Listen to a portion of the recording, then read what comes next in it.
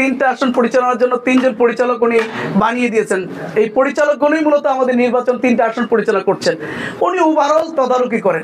ওনার একটা ব্যক্তিগত কাজে উনি ঢাকা যেতেই পারেন, ওনার ব্যবসায়িক কাজে উনি ঢাকা যাবেন, উনি টাকা আনবেন নিবেন, এটা তো একবার খুবই স্বাভাবিক প্রক্রিয়া।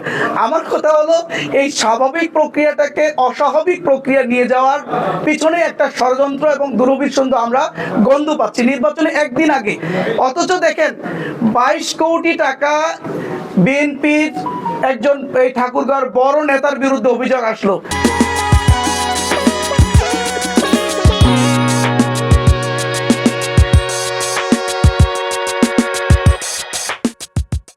বাইশ কোটি টাকা তিনি মওকুফ করে নিয়েছেন, এটা নিয়ে কোনো মাথা ব্যথা নেই।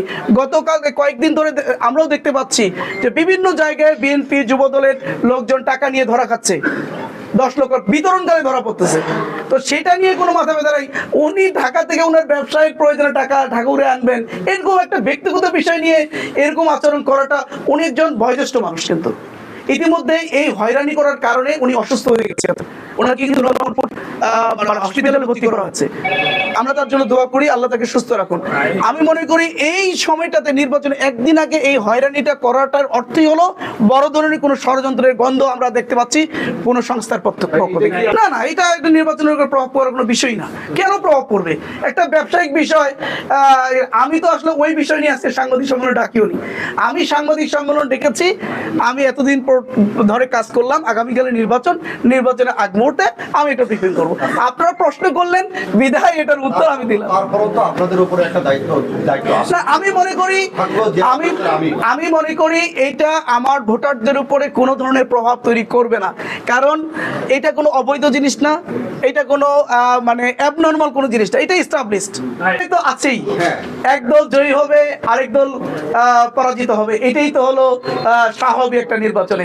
তবে আমি দৃঢ়ভাবে বিশ্বাস করি, আমি এই দীর্ঘ সময় নিয়ে আমি যে ভোটারদের কাছে যেভাবে গিয়েছি, তাদের সাথে যেভাবে কথা বলেছি, তাদের যে রেসপন্সটা আমি পেয়েছি, তাদের যে মানে অকুণ্ঠ সমর্থনটা আমার প্রতি, তাতে আমি দৃঢ়ভাবে বিশ্বাসী ঠাকুরগাঁও 1 আসনে আমরা বিপুল ভোটে বিজয়ী হব ইনশাআল্লাহ। ঝুঁকিপূর্ণ কেন্দ্রগুলো আসলে ঠাকুরগাঁও প্রত্যেকটা আসনেই ঝুঁকিপূর্ণ। ঝুঁকিপূর্ণ কেন?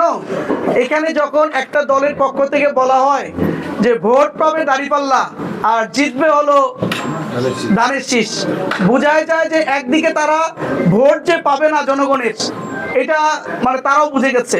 এখন তাহলে জিতবে কেমনে? তাহলে তাদের ভিন্ন কোনো উপায়ে তারা নির্বাচনে জেতার জন্য তারা হয়তো চেষ্টা করবে। সেক্ষেত্রে প্রত্যেকটা কিন্তু এখানে প্রত্যেকটা কেন্দ্রই কিন্তু খুবই ঝুঁকিপূর্ণ। তারপরও আমরা অধিক ঝুঁকিপূর্ণ হিসেবে এখানে 57টা কেন্দ্র আমরা প্রশাসনকে জমা দিয়েছি, তার মধ্যে পৌরসভার কেন্দ্রগুলো তো অধিক ঝুঁকিপূর্ণ।